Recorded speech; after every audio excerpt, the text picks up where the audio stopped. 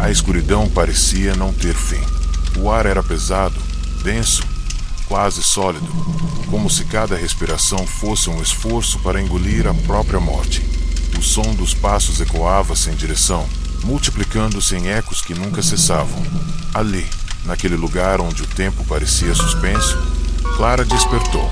Não se lembrava de como havia chegado, mas tinha certeza de uma coisa: não estava viva. O chão era frio, feito de uma pedra úmida que refletia como espelho quebrado, e nas paredes surgiam sombras que se mexiam como se fossem feitas de carne. Clara tentava andar, mas cada passo parecia arrastá-la para mais fundo, para mais distante de qualquer saída. Ao longe, um portão de ferro enferrujado surgiu, com correntes que se agitavam sozinhas, como se respirassem. Uma inscrição corroída dizia: aqui não há perdão. O vento que soprava dali trazia sussurros, vozes que chamavam pelo seu nome em tons diferentes, algumas doces, outras ameaçadoras. Clara entendeu, então, que aquele era o limiar do purgatório. Ao atravessar o portão, a sensação de ser observada aumentou. Não havia ninguém visível, mas os olhos estavam por todos os lados. O caminho se abriu em um corredor estreito, onde mãos pálidas saíam das paredes, tentando agarrar seus braços e tornozelos. O toque era gelado, mas ardia como fogo sob a pele. Clara se debatia, tentando não ser puxada para dentro da pedra, enquanto vozes gritavam sua culpa. Mentiu, traiu, pecou. O coração batia rápido, e ela lembrava de coisas que desejava esquecer. O purgatório não apenas aprisionava os corpos, mas expunha as falhas mais sombrias da alma. Cada passo dado era como um julgamento. No fim do corredor, uma enorme sala circular apareceu. No centro, havia uma figura encapuzada, segurando uma balança de ferro, e ao redor dela, correntes que se arrastavam pelo chão. A entidade não falava, apenas apontava para Clara, como se a chamasse para o julgamento inevitável. Clara caminhou até o centro da sala, mas suas pernas tremiam. A figura encapuzada ergueu a balança, e de repente, memórias surgiram diante dela como ilusões projetadas no ar. Cada mentira contada, cada omissão, cada dor que havia causado a alguém, eram mostradas em detalhes cruéis, como se fosse obrigada a reviver tudo. As vozes ao redor entoavam em uníssono: culpada, culpada. Clara gritava que não era má pessoa, que todos erram, mas quanto mais ela implorava, mais pesada ficava a balança do lado de seus pecados. Do outro lado, a parte leve parecia vazia, como se nada de bom tivesse sido feito. A figura encapuzada baixou lentamente a cabeça, e da sombra onde o rosto deveria estar, olhos vermelhos brilharam, refletindo condenação. Nesse instante, as correntes ganharam vida, envolvendo Clara e prendendo seus pulsos e tornozelos, arrastando o ar em direção a um abismo que se abriu no chão, de onde vinha um calor sufocante. Clara caiu no vazio, seu corpo despencando sem fim. O grito ecoava, mas se misturava a milhares de outros, vozes de almas que sofriam a mesma punição. De repente, aterrissou em um campo cinzento, coberto por uma neblina espessa. O chão estava repleto de figuras contorcidas, pessoas que rastejavam sem rumo, com rostos deformados pelo desespero. Elas olhavam para Clara como se reconhecessem nela uma nova prisioneira. Algumas se aproximaram, murmurando palavras ininteligíveis. Outras apenas estendiam as mãos, pedindo ajuda que ela não poderia oferecer. No horizonte, uma torre negra se erguia, cortando o céu como uma lança de sombras. Havia algo naquela torre que atraía Clara, como se fosse o próximo passo inevitável em sua condenação. Ao tentar caminhar, os rostos no chão se transformaram em conhecidos, pessoas que ela havia ferido, ignorado ou traído em vida. Eles a chamavam pelo nome, pedindo explicações, e cada palavra era como uma lâmina em sua mente. Chegando à torre, Clara encontrou uma escadaria interminável, cada degrau manchado de sangue escuro e pegajoso. Ao subir, vozes familiares se tornaram gritos de dor. O cheiro era insuportável, uma mistura de carne queimada e enxofre. No topo, havia um salão imenso, iluminado por tochas que ardiam em chamas negras. No centro, um trono feito de ossos humanos se erguia, e sentado nele estava uma entidade colossal, com pele cinzenta e olhos que brilhavam como carvões em brasa. Seu rosto mudava constantemente, assumindo as feições de todos que Clara havia conhecido, como se fosse um reflexo de sua própria culpa. A criatura falou com uma voz grave, que fazia o chão tremer. Aqui, todos pagam, mas alguns sofrem mais. Diante dela, Clara sentiu sua alma sendo arrancada em pedaços, como se fosse despida de toda a humanidade. As chamas negras se ergueram ao redor, e as correntes a empurraram até os pés da criatura. A entidade ergueu uma das mãos e tocou a testa de Clara. Instantaneamente, imagens de sua vida se embaralharam, até se dissolverem em fragmentos que ardiam como fogo em sua mente. Ela não lembrava mais quem era, não lembrava sequer o próprio nome. Tornava-se apenas mais uma das milhões de almas perdidas no purgatório, condenadas a vagar sem identidade. O trono de ossos pulsava, absorvendo sua essência, enquanto a criatura sorria com um prazer doentio. As correntes a arrastaram novamente, lançando-a para dentro da torre, onde sua alma ficaria presa em ecos de dor. O som de seus gritos se juntou ao coral de lamentos que jamais cessava, criando uma sinfonia eterna de sofrimento. Assim, Clara compreendeu o pior destino possível. Não era o inferno, nem a morte, mas o esquecimento absoluto, aprisionada em um ciclo onde sua dor alimentaria aquele trono para sempre.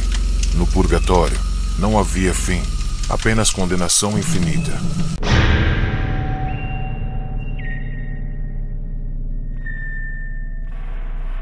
O silêncio era sepulcral, tão absoluto que os próprios pensamentos ecoavam como gritos em uma caverna. André abriu os olhos e percebeu que estava deitado em uma superfície gelada, semelhante a mármore úmido. A escuridão o cercava por todos os lados, mas havia um brilho distante, uma luz vermelha que pulsava como um coração em agonia. Ao se levantar, notou que não havia portas, nem janelas, apenas um corredor estreito que parecia se esticar infinitamente. Ele não se lembrava de como havia chegado ali, apenas das últimas memórias de sua vida: um acidente de carro, o vidro estilhaçado, o gosto metálico do sangue. O arrepio em sua espinha confirmou o que ele temia.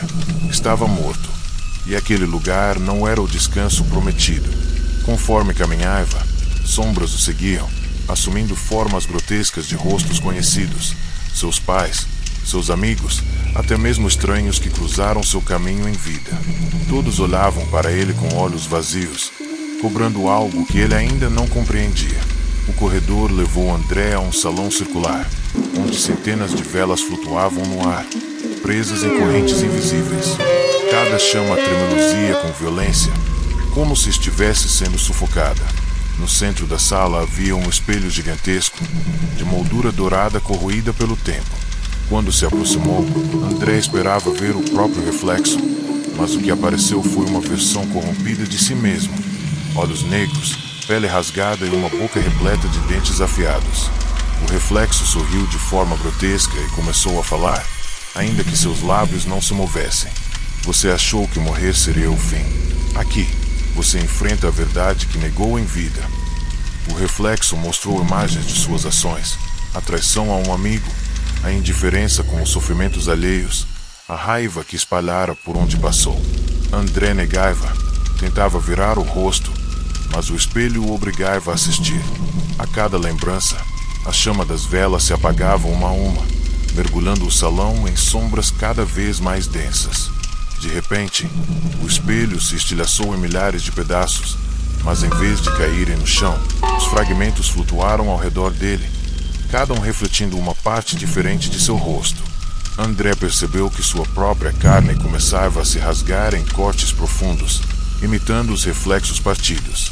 O sangue escorria, mas em vez de cair, evaporava, transformando-se em fumaça negra. Essa fumaça preenchia o ar e começava a tomar forma, criando silhuetas humanas ao seu redor. Eram figuras sem olhos, sem boca, Apenas corpos esguios que se moviam lentamente em sua direção. André tentou correr, mas os fragmentos do espelho colaram em sua pele, transformando-o em uma criatura híbrida, meio homem, meio vidro quebrado.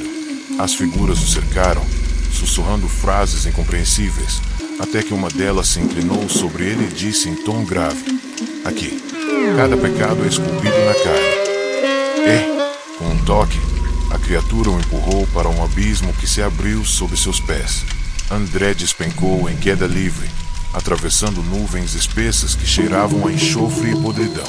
O impacto contra o chão foi seco, mas ele não sentiu dor, apenas um peso esmagador que o impedia de se levantar.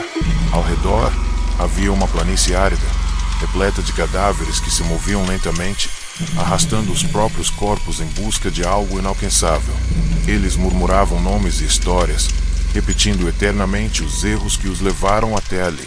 André tentou falar, mas sua voz não saía. Foi então que percebeu que sua boca havia desaparecido, costurada pela própria pele. O desespero o dominou. Ele corria, tentando fugir daquele lugar, mas os cadáveres começaram a rastejar em sua direção, puxando suas pernas, cravando unhas apodrecidas em sua carne. A cada toque, memórias dolorosas surgiam em sua mente, e a culpa aumentava, esmagando como se fosse parte do castigo. No horizonte, um sino soava, chamando todas aquelas almas em sofrimento para um novo tormento. Seguindo o som do sino, André foi arrastado até uma enorme catedral em ruínas, suas torres negras cobertas por chamas que não iluminavam, apenas consumiam. As portas se abriram sozinhas, revelando um interior coberto de ossos, cada um formando bancos, colunas e até mesmo o altar. No centro, uma figura gigantesca esperava, um sacerdote sem rosto, vestido com um manto rasgado, segurando um livro que parecia pulsar como um órgão vivo. Ao abri-lo, não havia palavras, mas gritos, choros e lamentos. Cada página parecia aprisionar a alma de alguém, e quando André se aproximou, ouviu claramente sua própria voz ecoando dentro do livro, clamando por misericórdia. O sacerdote ergueu as mãos e apontou para ele. Imediatamente, correntes de ossos se enrolaram em seu corpo, puxando-o até o altar. O livro se abriu novamente. Uma luz vermelha o engoliu por completo. André sentiu sua alma sendo sugada, gravada nas páginas como mais uma condenação eterna.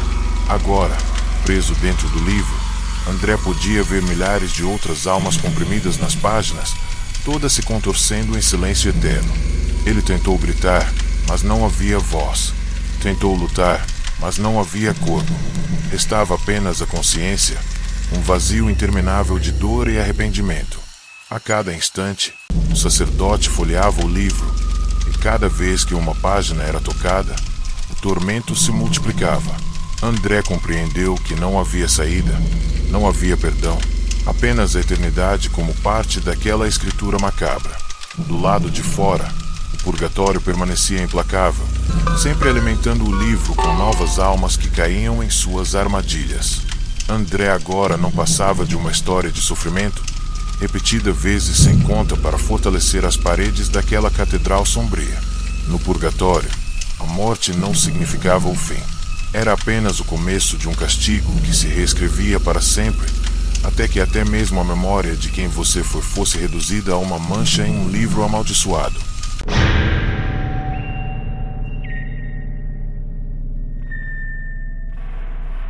O som de correntes ecoava no escuro, um ruído metálico que parecia vir de todos os lados. Helena abriu os olhos e percebeu que estava em um barco, navegando por um rio escuro, denso como petróleo. As águas borbulhavam como se houvesse algo vivo nelas, e o ar cheirava a carne queimada. O barqueiro era uma figura encapuzada, sem rosto, apenas mãos ossudas que seguravam o remo. Helena não lembrava como havia parado ali, apenas da sensação de frio cortante e do instante final em que seu coração havia parado de bater. O barco avançava lentamente, e vozes emergiam das águas, chamando seu nome, chorando, implorando. Ao olhar para o fundo, ela viu rostos distorcidos, bocas abertas em agonia, tentando sair, mas sempre arrastados para baixo. Um arrepio percorreu sua espinha. Ela entendia que aquele não era o inferno ainda, mas um lugar de transição. O barqueiro, em silêncio, apontou para a margem, onde uma escadaria de pedra subia até um portão negro. Gravado nele estava: aqui, a dor molda a eternidade. Ao pisar nas escadas, Helena sentiu o peso de algo invisível sobre seus ombros, como se cada pecado fosse uma pedra que a empurrava para trás. Subir era quase impossível. A cada degrau, vozes gritavam recordações de sua vida, erros que ela havia enterrado. Abandonou, mentiu, destruiu. Repetiam em ecos intermináveis. O portão se abriu lentamente, revelando um corredor iluminado por tochas que ardiam em fogo azul. As paredes eram cobertas por rostos humanos presos na pedra, como se tivessem sido esmagados contra ela, e seus olhos acompanhavam cada passo que Helena dava. Quando tentou ignorar, uma das faces murmurou em seu ouvido, com a voz idêntica à de sua mãe: "Você nunca será perdoada." O chão sob seus pés tremeu, e de repente, rachaduras se abriram, mostrando um vazio vermelho logo abaixo. Helena correu pelo corredor, o eco de seus passos misturado ao riso cruel das vozes, até que chegou a um salão imenso, onde uma mesa de banquete a esperava. A mesa estava coberta de pratos e taças, mas não havia comida, apenas órgãos humanos, olhos que ainda piscavam e corações que pulsavam fora dos corpos.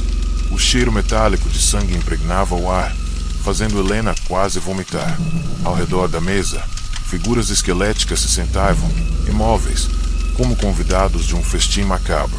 Quando ela se aproximou, todos viraram a cabeça em sua direção ao mesmo tempo, como bonecos controlados por um único fio. Suas bocas se abriram em sincronia. Uma voz coletiva ecoou: "Coma, ou será comida." Diante dela, um prato surgiu, e nele havia um pedaço de carne que pulsava, quente, vivo. Helena tentou recusar, mas correntes emergiram da mesa, prendendo seus braços e forçando-a a segurar o garfo. Ao morder, um gosto de ferro queimou sua boca, e imediatamente ela reconheceu o sabor. Era dela mesma, como se estivesse devorando sua própria alma. As figuras riram, e cada risada parecia dilacerar sua mente em fragmentos de desespero. Após o banquete, as correntes arrastaram Helena para fora da sala, levando-a até uma escadaria em espiral que descia para as entranhas da terra. O ar ficava cada vez mais sufocante, o calor aumentando como se estivesse indo em direção ao centro de um vulcão.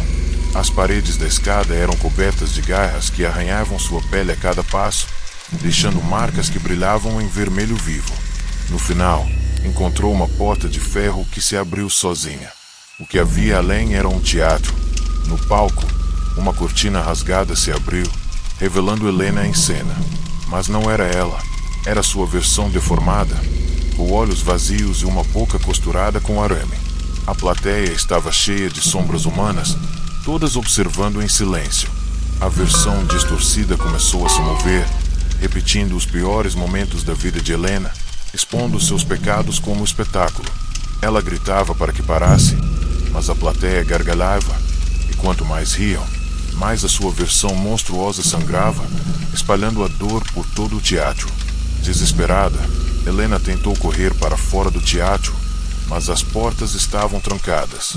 A plateia começou a se levantar, descendo lentamente em direção a ela, arrastando correntes que tilintavam como cânticos. Cada sombra tocava seu corpo, e ao contato, ela perdia um pedaço de si. Primeiro os dedos, depois pedaços de pele, até sentir que sua carne se dissolvia em pó.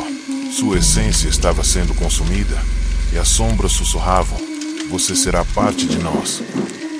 No centro do palco, a versão distorcida dela abriu os braços, convidando-a a se fundir. O chão se abriu em rachaduras, e chamas subiram, transformando o teatro em um inferno ardente. As sombras empurraram Helena até o palco, e ao tocar sua versão corrompida, sentiu-se sendo puxada para dentro dela. O mundo desmoronou ao redor, e tudo virou escuridão. Helena abriu os olhos novamente, mas já não sabia quem era. Estava de volta ao barco no rio escuro, o mesmo barqueiro a conduzindo. Tentou falar, mas não havia voz. Tentou mover-se, mas não havia corpo. Ela era apenas mais uma das almas que flutuavam nas águas densas, presa para sempre em um ciclo sem fim. Ao olhar para o reflexo na superfície, não viu mais seu rosto, apenas uma massa de sombras misturadas. O barqueiro continuou a remar, levando-a junto a milhares de outras almas perdidas, todas destinadas ao mesmo destino. O purgatório não era apenas um lugar de julgamento, mas uma prisão onde a dor se repetia em círculos eternos, apagando lentamente qualquer traço de humanidade. E no silêncio das águas, Helena entendeu. Não havia céu, nem inferno, apenas aquele rio que nunca terminava, conduzindo todos a uma eternidade de esquecimento e sofrimento.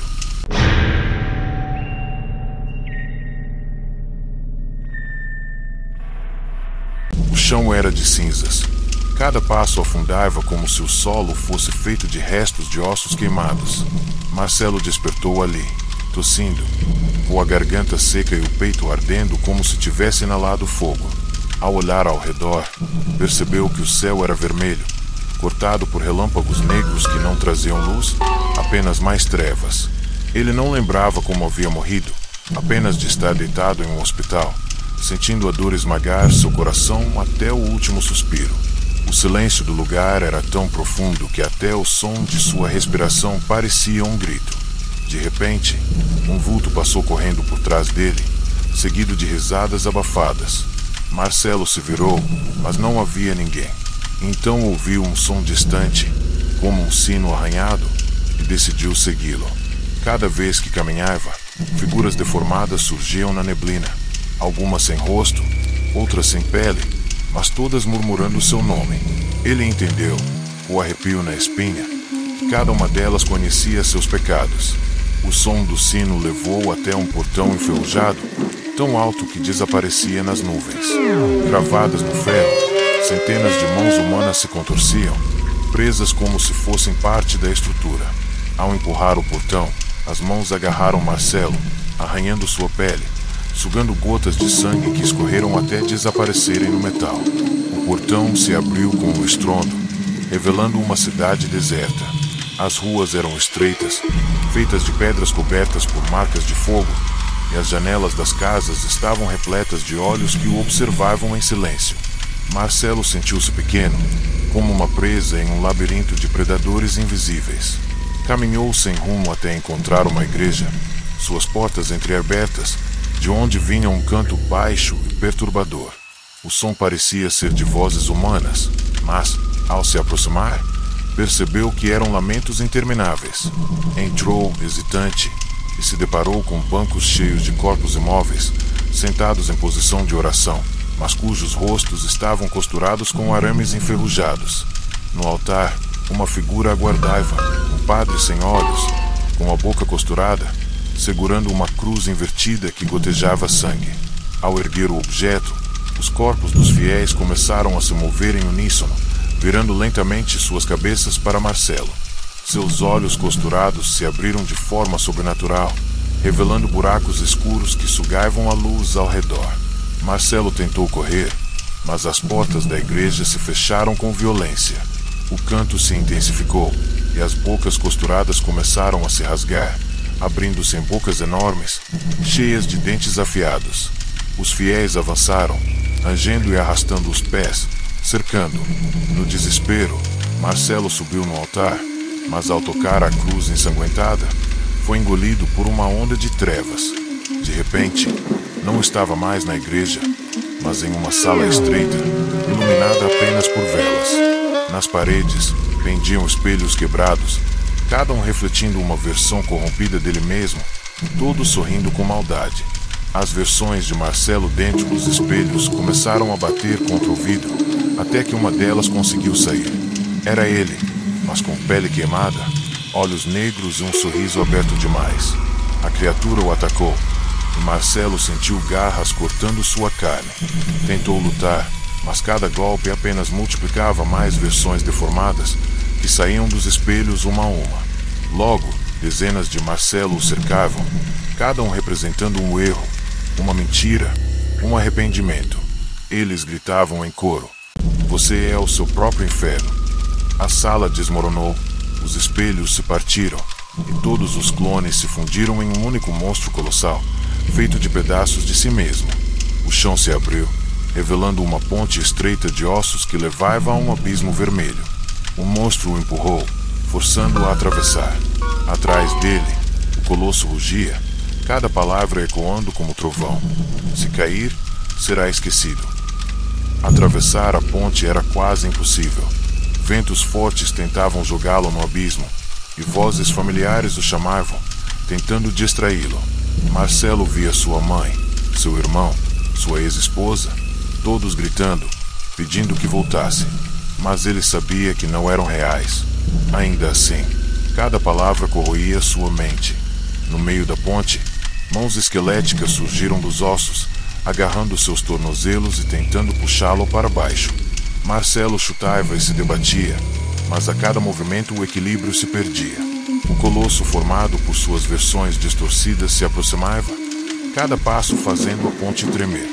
Marcelo correu, desesperado, até chegar ao fim, onde encontrou uma porta simples de madeira, completamente deslocada do cenário.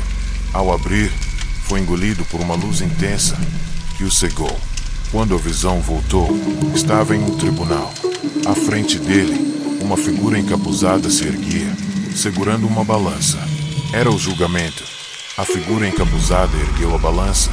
Imediatamente memórias surgiram ao redor de Marcelo como projeções, traições, omissões, atos de egoísmo, momentos de crueldade. Ele caiu de joelhos, chorando, tentando argumentar que havia feito coisas boas também, mas a balança se inclinava sempre para o lado do peso. A figura o encarou, e do vazio do capuz surgiram olhos incandescentes que o atravessaram como fogo. Um veredito foi dado sem palavras: condenado. O chão se abriu e correntes emergiram, envolvendo seu corpo e arrastando-o para as profundezas do abismo que não tinha fim. Marcelo gritou até sua voz desaparecer. Enquanto caía, viu milhares de outras almas despencando junto a ele, todas gritando em uníssono. Entendeu, então, que o purgatório não era um lugar de esperança, mas de tortura eterna, um ciclo sem saída. E, no instante final antes da escuridão total, ouviu uma voz sussurrar: aqui, ninguém é salvo.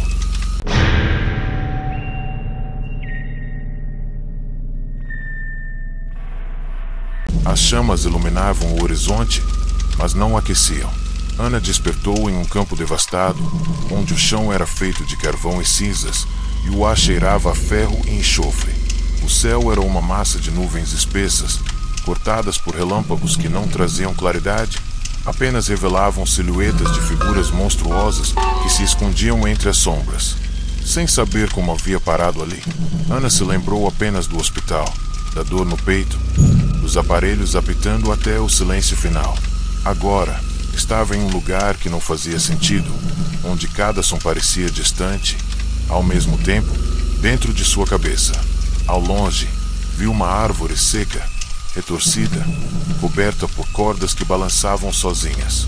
E, pendurados nelas, corpos que se mexiam como marionetes, seus rostos distorcidos em expressões de terror eterno. Cada um dos enforcados abriu os olhos ao mesmo tempo e a encarou, e ela sentiu seu coração parar outra vez. Um sussurro percorreu o campo: seja bem-vinda ao que não tem fim. Com as pernas trêmulas, Ana caminhou até a árvore, mas os corpos começaram a se mexer mais intensamente, como se estivessem tentando se soltar das cordas. Suas bocas se abriram, mas não havia voz, apenas um som agudo, semelhante a vidro sendo arranhado.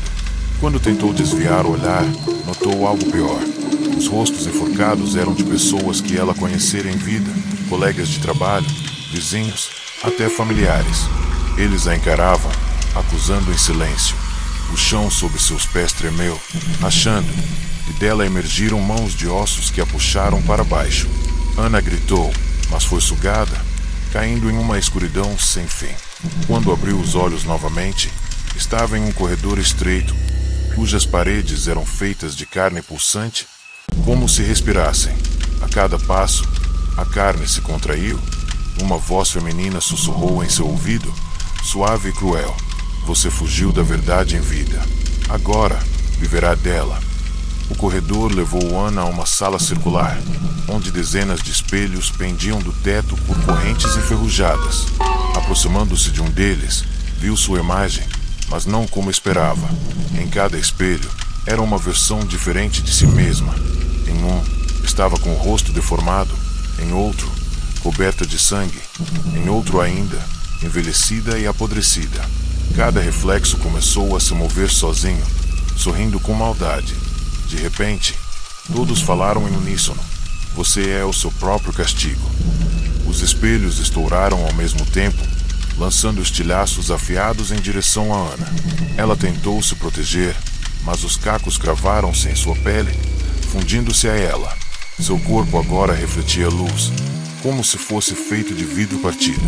Ao olhar para as próprias mãos, viu que estavam cobertas de cortes profundos que não paravam de sangrar. No entanto, o sangue não caía no chão. Transformava-se em fumaça negra, que tomava forma humana ao seu redor. As figuras de fumaça cercaram Ana, tocando o ar com dedos que queimavam como ferro em brasa. Cada toque trazia de volta uma lembrança dolorosa, mentiras contadas, promessas quebradas, momentos de egoísmo. A dor era insuportável, mas a pior parte era ouvir sua própria voz repetindo as falhas como um eco eterno. Ao fundo, uma porta se abriu, revelando uma escadaria íngreme que descia para as entranhas da terra. Sem escolha, Ana correu em direção a ela, descendo degrau após degrau, enquanto as figuras a seguiam, sussurrando cada vez mais alto. No fim da escada, encontrou uma câmara iluminada por tochas verdes. No centro, havia um trono feito de ossos, ocupado por uma criatura colossal, com asas queimadas e pele cinzenta. Seus olhos eram abismos sem fundo, e sua boca se movia sem som, até que um eco profundo ressoou: "Você será julgada, e sua alma será alimento." Correntes vivas saíram do chão e prenderam Ana, arrastando-a até os pés do trono. A criatura a observava com olhos que ardiam como carvões, e de sua boca saiu uma língua longa e negra, que se enrolou no pescoço dela, sugando-lhe a essência. O trono pulsava, absorvendo sua dor como se fosse energia. Ana gritava, mas sua voz ecoava de volta, repetida milhares de vezes, como se outras almas gritassem junto dela. Ao olhar para os lados, percebeu que estava cercada por milhares de corpos presos às paredes da câmara, todos fundidos a pedra, suas bocas abertas em eternos lamentos. A criatura ergueu a mão, e a balança apareceu no ar, os pratos pesados com sua vida. Nenhum lado se equilibrava, ambos caíam, esmagando o ar com o peso de suas escolhas. Em lágrimas, ela implorava por perdão, mas a voz do monstro cortou como lâmina: "Aqui, o perdão é esquecido." A escuridão a engoliu, e Ana abriu os olhos outra vez no campo de cinzas, diante da árvore dos enforcados. Tudo havia recomeçado, como se nada tivesse acontecido. Mas algo estava diferente. Agora, um dos corpos pendurados era o dela. O rosto sem vida balançava lentamente, os olhos vidrados a observando. O desespero tomou conta. Ela tentou correr, mas o campo não tinha fim. As cordas das árvores cresceram, esticando-se como serpentes, até alcançarem seus braços e tornozelos. Puxaram-na para cima. Sufocando-a, Ana se debatia, mas já sabia. Estava presa em um ciclo interminável, revivendo sua própria condenação vezes sem conta. O purgatório não a julgava apenas, fazia dela parte da paisagem de dor. Enquanto seu corpo pendia da árvore, os outros mortos riam sem voz, balançando ao vento. No purgatório, não havia saída, apenas repetição infinita, até que até mesmo a esperança fosse enforcada.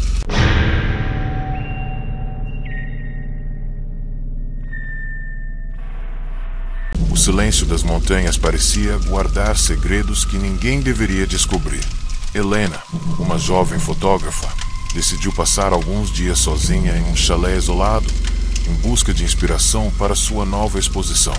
O lugar era simples, de madeira antiga, envolto por neblina constante, como se estivesse suspenso entre dois mundos.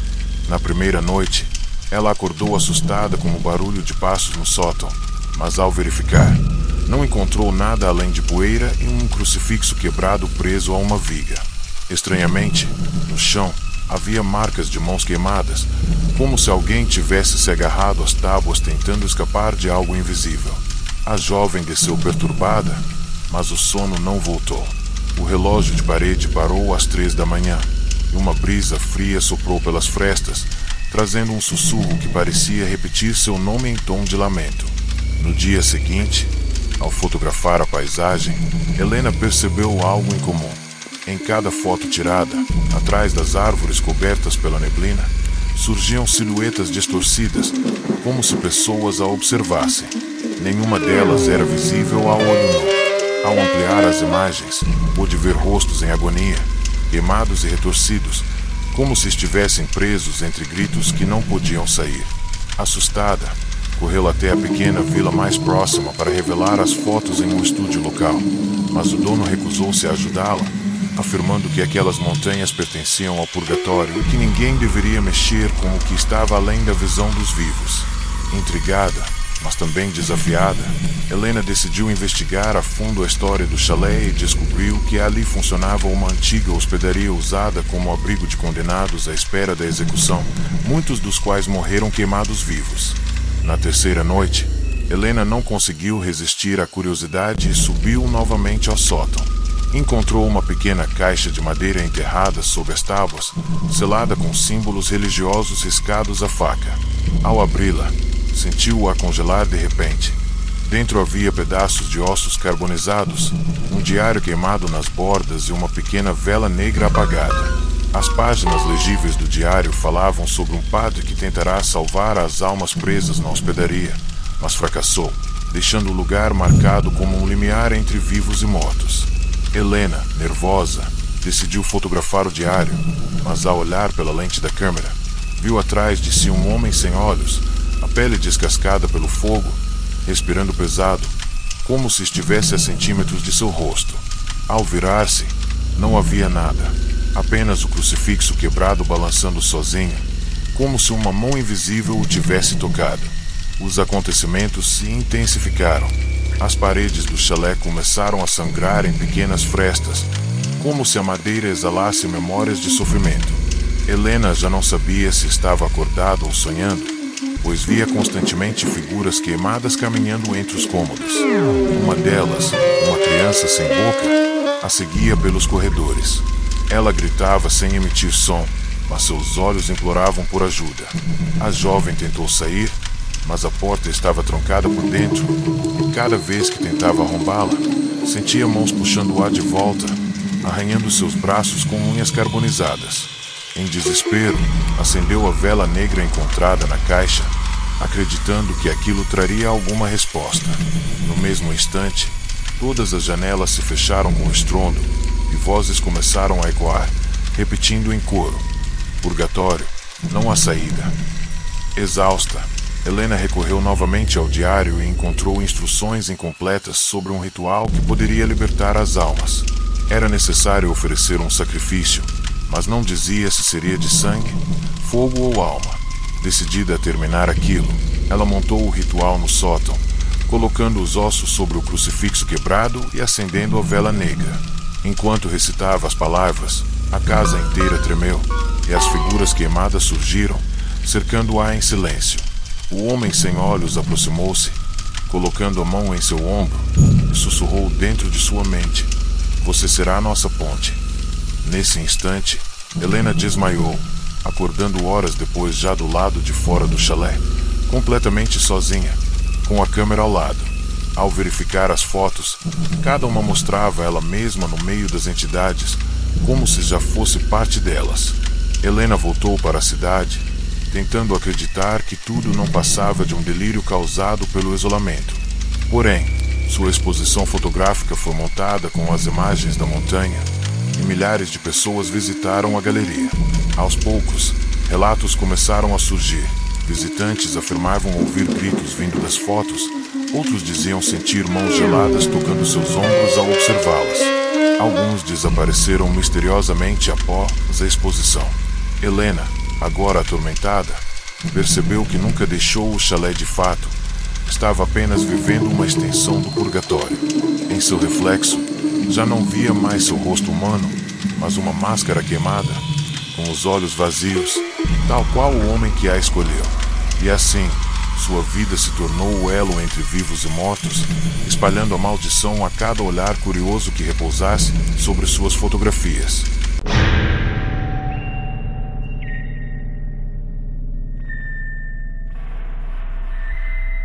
A chuva caía como um lamento incessante naquela noite, cobrindo as ruas vazias com reflexos distorcidos das luzes fracas dos postes. Miguel caminhava com passos pesados, sentindo cada gota penetrar em sua pele como se fossem pequenas agulhas queimando sua consciência. Ele não lembrava como havia parado ali, mas a sensação era de que estava sendo guiado por algo maior, invisível e inevitável. Ao erguer os olhos, percebeu uma construção antiga no fim da rua, com janelas estreitas e paredes manchadas pelo tempo, uma estrutura que parecia respirar o mesmo ar fúnebre que ele. Aproximou-se hesitante, percebendo que não havia porta, apenas uma entrada escura, um portal sombrio que parecia aguardar sua chegada. O vento frio atravessou sua espinha, trazendo um sussurro quase imperceptível. Você não deveria estar aqui. Mas Miguel já sabia que não havia como voltar atrás, pois seus pés se moviam sozinhos, obedecendo a uma força que não vinha de sua vontade. O interior da construção estava mergulhado em penumbra, iluminado apenas pela luz trêmula de velas presas em suportes enferrujados. As chamas projetavam sombras que se contorciam pelas paredes, formando figuras que pareciam observar cada movimento de Miguel. O ar era denso, pesado, como se estivesse sendo aspirado diretamente de um túmulo. Ele caminhava lentamente, ouvindo seus próprios passos ecoarem em um vazio sem fim, até que percebeu algo estranho. Um corredor estreito se multiplicava diante de seus olhos. 3 caminhos se abriam à sua frente, todos idênticos, sem nenhum sinal de onde levavam. De repente, uma voz suave ecoou, vinda de todos os lados. Escolha bem, pois cada porta é um reflexo do que você fez. O coração de Miguel disparou. Ele começou a suar frio, sentindo que qualquer escolha o levaria a um destino irreversível. Mas, ao se aproximar da primeira porta, o som de choros abafados fez com que seu corpo paralisasse. Ele reconhecia aqueles lamentos. Eram vozes que nunca deveria ouvir novamente. Ao empurrar a porta, Miguel se deparou com um cenário que parecia arrancado de suas próprias memórias. Uma sala pequena, com móveis quebrados, paredes manchadas e um espelho enorme ocupando toda a lateral. No reflexo, ele não via apenas sua figura, mas também pessoas atrás dele, distorcidas, com rostos cobertos de sangue e olhos sem vida. Um arrepio percorreu sua espinha quando reconheceu um deles. Era o irmão que havia morrido em um acidente de carro anos atrás, acidente este que ele mesmo causará por dirigir embriagado. O reflexo se moveu de forma independente, aproximando-se do vidro, até que a mão ensanguentada bateu contra a superfície com violência. Miguel recuou, mas o som multiplicou-se. Dezenas de mãos agora pressionavam o espelho, clamando em uníssono: "Você nos trouxe até aqui." O vidro começou a rachar, espalhando estilhaços luminosos pelo chão. Desesperado, Miguel correu de volta para o corredor, mas as vozes ecoaram atrás dele, como correntes arrastadas no asfalto de sua consciência. O segundo caminho o levou a uma escadaria íngreme que descia em espiral, envolta por paredes úmidas que escorriam um líquido escuro e viscoso. O cheiro de podridão se intensificava a cada passo, queimando suas narinas e sufocando sua respiração. Ao chegar ao fim, encontrou uma sala circular, onde dezenas de figuras encapuzadas estavam ajoelhadas em volta de uma chama negra que dançava como um ser vivo. Os cânticos preenchiam o ambiente, palavras incompreensíveis, mas que ressoavam em sua mente como lembranças de culpas esquecidas. Uma das figuras levantou o rosto e revelou o olhar vazio de sua mãe, morta há anos, que o encarava com desprezo. "Você nunca aprendeu a se redimir", disse ela com uma voz que parecia vir de dentro da própria terra. O chão começou a tremer, rachaduras se abriram, e mãos cadavéricas tentaram puxá-lo para dentro da escuridão. Miguel gritou, lutando contra o vazio, mas percebeu que sua força era inútil diante daquilo que se erguia. O purgatório se alimentava de suas falhas. Com esforço desesperado, Miguel conseguiu escapar das mãos que o arrastavam, correndo em direção ao terceiro caminho. Este o levou a um salão vasto, iluminado por uma luz vermelha que não tinha fonte visível. No centro, havia uma longa mesa, onde dezenas de pessoas estavam sentadas em silêncio, encarando os seus rostos. Eram familiares, amigos que ele havia traído, conhecidos que ele abandonara, amores que ele destruíra. Todos imóveis, pálidos, como estátuas de carne prestes a ganhar vida. De repente, um por um, começaram a bater a mão sobre a mesa em um ritmo cadenciado, criando um som ensurdecedor que ecoava como tambores de condenação. A cada batida, o corpo de Miguel pesava mais, como se fosse esmagado por uma culpa que nunca deixou de existir. Ele tentou gritar, mas não havia voz. Tentou correr, mas não havia chão. O salão se dissolvia em uma névoa escura e sua mente implodia com o peso de suas próprias escolhas. Miguel caiu de joelhos em meio à escuridão, cercado por vozes que repetiam o mesmo veredito: você pertence ao purgatório. Ele percebeu, enfim, que aquele não era um lugar físico, mas o reflexo de tudo o que carregava dentro de si. A culpa, os pecados, os erros irreversíveis. O purgatório não era prisão, era julgamento eterno, onde ele mesmo era juiz e condenado. Sua visão começou a se apagar, mas antes que o último sopro de consciência desaparecesse, ele ouviu novamente o mesmo sussurro que o guiara até ali: você nunca mais verá a luz. Quando abriu os olhos, estava novamente na rua molhada pela chuva, diante da construção antiga. Mas agora sabia que não havia saída, pois não importava para onde fosse, o purgatório o seguiria, dentro e fora de sua mente, eternamente.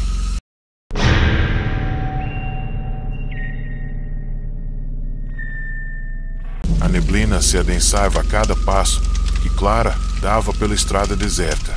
Ela sentia o peso de algo invisível pressionando seus ombros, como se cada pensamento ruim que teve em vida estivesse agora se manifestando fisicamente. O céu estava escuro, cortado por raios que nunca iluminavam nada, apenas riscavam o ar como cicatrizes flamejantes. À frente, uma velha mansão surgia entre a bruma, com janelas quebradas e portas rangendo como o vento. Clara hesitou, mas sentiu que precisava entrar. Cada degrau que subia rangia como se estivesse alertando para seu destino. No corredor, quadros pendiam tortos, retratando pessoas que ela reconhecia, conhecidos, familiares, estranhos que cruzaram sua vida, mas todos com os olhos rasgados ou preenchidos por escuridão. O silêncio era absoluto, mas sussurros surgiam nas paredes, chamando-a pelo nome e revelando os segredos de seu passado que ela havia tentado esquecer. No centro da mansão, Clara encontrou uma escada que descia abruptamente para o subsolo. O ar ali era gelado, com cheiro de terra úmida e carne queimada. À medida que ela descia, sentiu mãos invisíveis apertarem seu peito, dificultando a respiração. No final, uma porta de ferro surgiu, rangendo ao se abrir. Por trás dela, um salão enorme, coberto de velas negras que tremeluziam, formando sombras que dançavam nas paredes. No centro, um círculo de figuras encapuzadas se movia em silêncio, e no meio delas, um pedestal com um espelho grande e antigo. Quando Clara se aproximou, não viu seu reflexo, mas cenas de seu próprio passado distorcidas, momentos de crueldade, mentiras, egoísmo, e pessoas que ela havia magoado, todas olhando para ela com expressão de condenação. Um sussurro ecoou de dentro do espelho: você fez suas escolhas. Agora viverá suas consequências. O espelho começou a tremer, e de sua superfície saíram figuras feitas de fumaça negra, assumindo formas humanas. Cada uma representava alguém que Clara havia prejudicado. Elas avançaram, cercando-a. Cada toque queimava sua pele e gravava memórias dolorosas em sua mente. Cada lembrança fazia o chão tremer, e a mansão parecia se deformar ao redor dela, paredes se esticando e portas desaparecendo. Clara tentou fugir, mas a fumaça a cercava, sussurrando cada falha de sua vida em vozes de agonia. De repente, O espelho explodiu em estilhaços que flutuaram ao redor, refletindo versões deformadas de Clara, cada uma mais grotesca que a outra. Elas começaram a imitar seus movimentos, zombando de cada gesto, cada tentativa de escapar. O medo a paralisava, mas uma voz firme surgiu dentro dela. Coragem, você precisa avançar. Guiada por aquela voz interior, Clara correu até uma porta que antes não existia. Ao abri-la, encontrou um corredor coberto por correntes que se moviam sozinhas, emitindo sons metálicos que ecoavam como lamentos. A cada passo, o chão se tornava instável, rachando e revelando um abismo abaixo. As correntes se enrolavam em torno de seus tornozelos, tentando arrastá-la para a escuridão, e as vozes aumentavam em intensidade, gritando seus nomes e acusando-a de cada pecado cometido. Clara lutava contra a força invisível, mas percebeu que não poderia vencer. O único caminho era seguir adiante, mesmo que cada passo a levasse mais fundo em um mundo que parecia viver das suas próprias culpas. A porta no final do corredor levou a uma sala iluminada por chamas verdes, e no centro, uma figura gigantesca aguardava, alta, encapuzada, com mãos como garras e olhos que brilhavam como brasas. A figura ergueu os braços, e uma balança surgiu do chão, girando lentamente, pairando sobre Clara. As sombras do passado surgiram de todos os lados, projetando imagens de suas ações e escolhas. Cada memória pesava sobre ela, e a balança se inclinava sempre para o lado da condenação. O chão se abriu, revelando um rio negro de almas em sofrimento. As garras da figura tocaram Clara, e ela sentiu sua essência ser puxada, dilacerando sua vontade. Tentou resistir, mas as memórias a esmagavam. Cada arrependimento, cada mentira, cada abandono, tudo vinha de volta com força devastadora. Ela percebeu que não se tratava apenas de punição física, mas de tortura psicológica, um mergulho interminável em um ciclo de culpa que não poderia escapar. Quando finalmente caiu de joelhos, exausta e em silêncio absoluto, Clara sentiu que algo se transformava dentro dela. Suas memórias começaram a se misturar com as figuras ao redor, fundindo-se em um único corpo, uma réplica deformada de si mesma. O purgatório não permitia descanso nem redenção, transformava cada alma em parte de seu próprio tormento. O céu vermelho continuava a queimar acima, e a mansão desapareceu, deixando apenas a estrada deserta e a neblina que engolia tudo. Clara olhou para o horizonte e percebeu que não havia saída, que aquele lugar não era passageiro. Estava presa para sempre, seu corpo e mente agora parte do purgatório, condenada a repetir o sofrimento de todos aqueles que havia cruzado, até que sua própria essência se perdesse completamente na eternidade sem fim.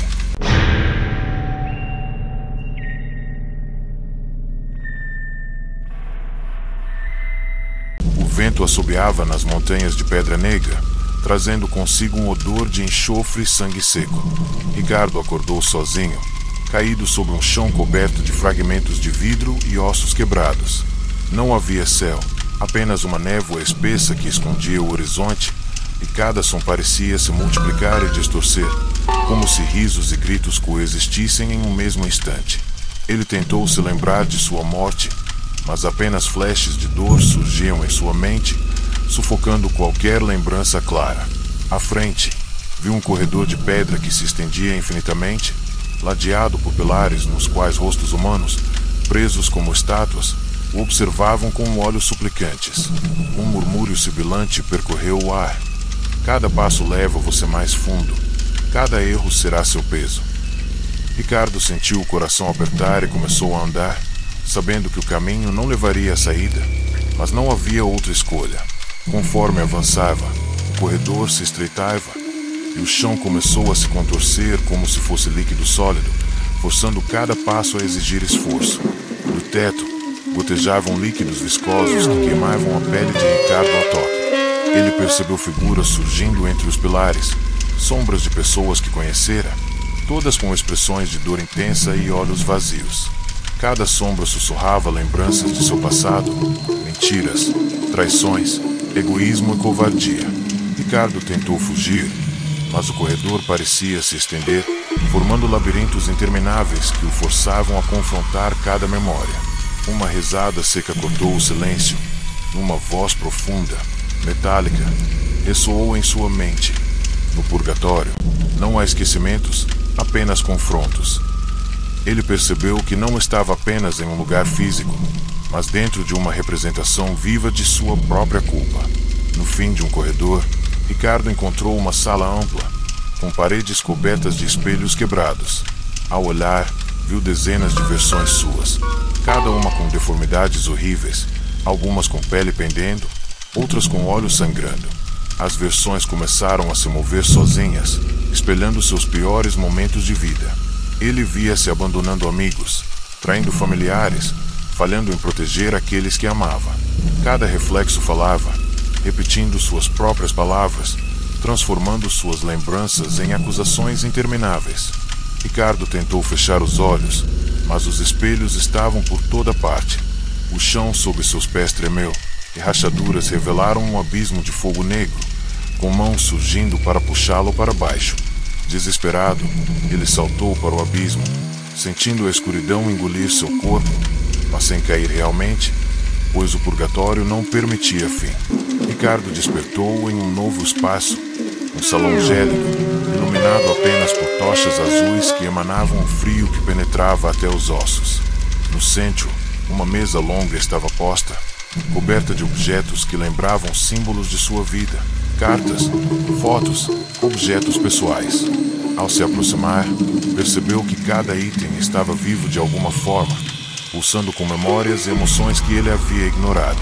As figuras surgiram novamente, agora de carne e osso, mas distorcidas pelo sofrimento, cada uma representando alguém a quem ele havia causado dor.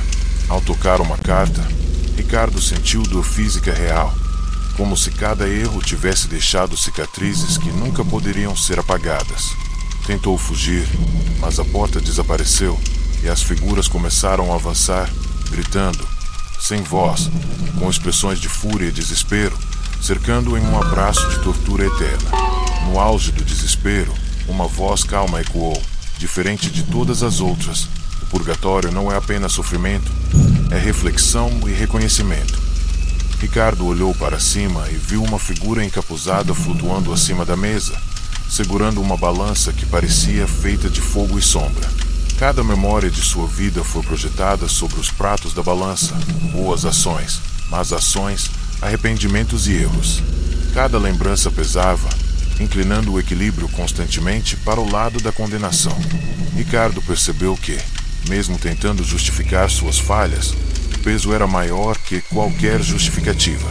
A figura encapuzada não falava, apenas apontava a balança, e Ricardo sentiu que estava prestes a ser consumido por todas as consequências de suas ações, transformando-se em parte do próprio purgatório.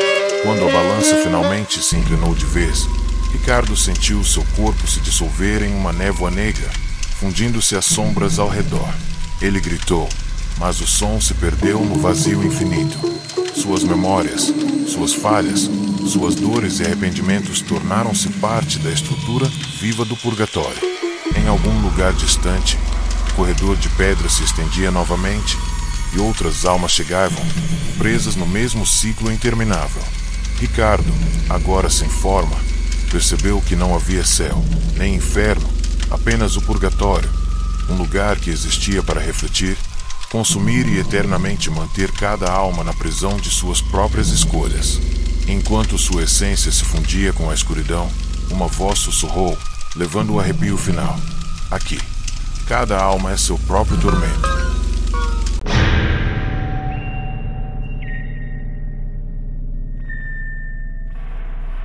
O som de correntes arrastando-se ecoava pelas cavernas sem fim.